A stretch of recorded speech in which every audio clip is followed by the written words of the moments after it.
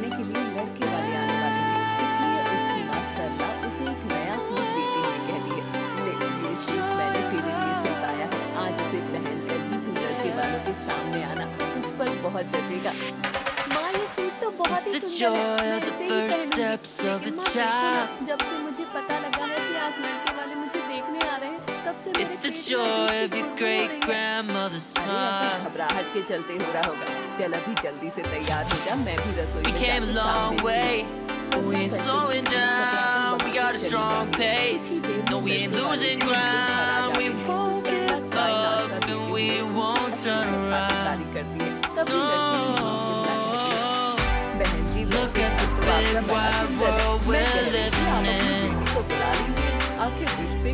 Yeah, I'll keep running until I discover it. I know I got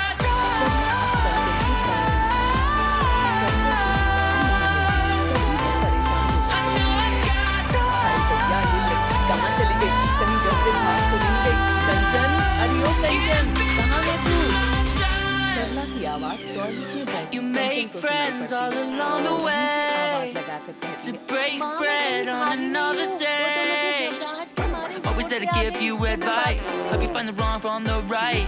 Even when you're not in their sight, you'll be alright.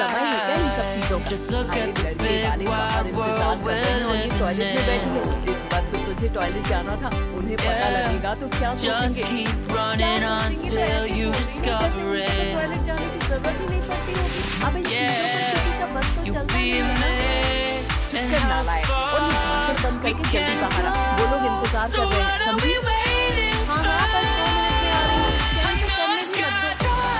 लड़के वाले इंतजार कर रहे हैं। तभी कुछ देर में सरला कैंटीन से निकल बाहर आई। कंचन को देखकर विवेक और उसकी माँ की आंखों में चमक आ जाती है। तभी विवेक अपनी माँ से कहने लगता है, मुझे जल्दी जाना है, आप तो बस हाँ कर दो और फिर चटनी और बट ब्याह। नहीं नहीं बेटा, हाँ करने की भी क्या जरूरत है, सीधा पूरे ही करवा देंगे ना तेरे नालायक। जी यही है मेरी कंचन, बहुत बुरी है और समझदार भी। दोनों पक्षों के बीच बात होती है और फिर विवेक और कंचन भी आपस में बात करते हैं।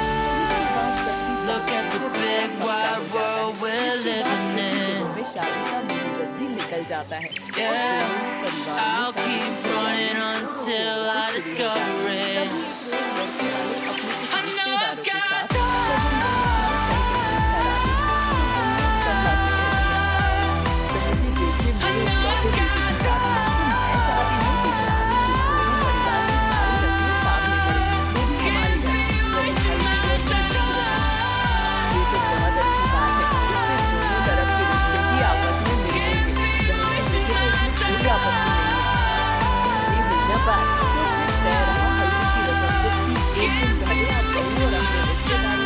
हमारे घर आ जाइएगा, शुरुआत हल्दी की रस्म से ही होगी। हाँ हाँ, हम जरूर पहुँच जाएंगे। अब विमला शगुन का सारा सामान लेकर वहाँ चली जाती है और धीरे धीरे दिन बीत रहे थे। इस बीच कंचन के घर में हलवाई शादी के लिए लड्डू तैयार कर रहे थे। उन लड्डुओं को देखकर कंचन के मुंह में पानी आ जाता है और उससे रहा नहीं जाता और वो एक बार में ही ढेर सारे लड्डू खा जाती है। तभी उसकी सहेली वंदना उसके घर आती है और उसे इस तरह लड्डू खाता हुआ देखकर कहती है, हे भगवान, इतने सारे लड्डू तू खा रही है। अरे तेरी शादी है, अपने फिगर का तो ख्याल रख। इतना क्यों खा रही है पागल? लड्डू इतने स्वादिष्ट हैं वंदना कि मुझसे रहा नहीं गया। बस कर पागल, वरना कहीं तुझे दस्त ना लग जाए। ओहो, खाने के समय पर ऐसी बात कर दी ना। ले, नहीं खा रही, अब खुश? हाँ खुश, चल कमरे में। वंदना कंचन को कमरे में ले जाती है, लेकिन कंचन ने वंदना के आने से पहले ही इतने सारे लड्डू खा लिए थे कि अगले दिन उसका पेट खराब हो जाता है और वो बाथरूम के चक्कर लगाती रहती है। अब हल्दी का दिन आ जाता है और कंचन अपने परिवार के साथ विवेक के घर जाने के लिए निकल रही होती है। तभी उसके पेट में दर्द होता है और वो कहती है, माँ 2 मिनट, मैं अभी आई। अरे पहले ही क्या कम देर हुई है तुझे? और 2 मिनट चाहिए, चल जल्दी। आंटी जाने दो, वरना ये यहीं रायता फैला देगी। मतलब क्या है तेरा? इसका मतलब है कि मेरा पेट खराब है माँ, जाने दो, अब मैं ज्यादा देर बर्दाश्त नहीं कर सकती। तभी कंचन भागते हुए टॉयलेट में जाती है और सरला यहाँ अपना सर पकड़ लेती है। कुछ देर में सरला कंचन को दवाई देती है, जिसके बाद सभी विवेक के घर पहुँचते हैं और फिर हल्दी की रस्म शुरू हो जाती है। हल्दी में विवेक के दोस्त भी आए होते हैं। तभी विमला कहती है, हाय क्या जोड़ी है मेरे बेटे और बहू की, किसी की नजर ना लगे। चलो अब हल्दी लगाना शुरू करो। हल्दी की रस्म के लिए आए सभी रिश्तेदार दूल्हा दुल्हन को हल्दी लगाना शुरू करते हैं। तभी कंचन के पेट में फिर से गुड़गुड़ होना शुरू हो जाती है और वो अपना पेट पकड़कर मन ही मन कहती है, हे भगवान, पेट में फिर से भूचाल आ रहा है, अब क्या करूं, किससे कहूं, ऐसे बीच रस्म में उठकर भी तो नहीं जा सकती। तभी कंचन एक बदबूदार पात छोड़ देती है, जिससे सारे घर में बदबू फैल जाती है। तो विवेक का दोस्त राहुल कहता है, उफ, ये स्मेल कैसी आ रही है? हाय हाय, कौन इतनी बदबूदार छोड़ रहा है, सारा वातावरण दूषित कर दिया। मैं क्या करूं, कहाँ जाऊं, कुछ समझ नहीं आ रहा। इनको कैसे कहूं कि ये कारनामे मैं ही कर रही हूँ। तभी वंदना सरला के कान में कहती है, आंटी, लगता है कंचन को फिर से आई है, देखो कैसे कंट्रोल करके बैठी है। हाँ तो उसको बोल थोड़ा और कंट्रोल करे, अब ऐसे चलती रस्म में उठकर तो नहीं जा सकती ना।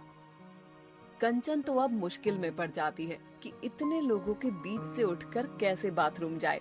उसे जोरों से लगी होती है, जिससे उसके चेहरे पर भी पसीना आने लगता है, लेकिन वो ज्यादा देर तक बर्दाश्त नहीं कर पाती और वो कपड़ों में ही कर देती है। हे भगवान, अब क्या होगा। माँ, आपको अजीब सी बदबू नहीं आ रही? बदबू? कैसी बदबू होने वाली जीजा जी? और जिसे आप बदबू कह रहे हैं ना, वो हल्दी की खुशबू है। राहुल, लगता है तेरी साली की नाक खराब है जो बदबू को खुशबू कह रही है। वैसे अब तो मुझे भी बदबू आ रही है, लेकिन ये बदबू आखिर आ कहाँ से रही है। तभी विमला इधर उधर देखने लगती है तो उसकी नजर चुपचाप बैठी कंचन और उसके कपड़ों पर जाती है, जो पीछे से गंदे हो गए थे। तभी वो गुस्से से कहती है, हे भगवान बहू, ये तूने क्या किया, बैठे बैठे ये सब कैसे। विवेक यार, लगता है भाभी का पेट खराब है।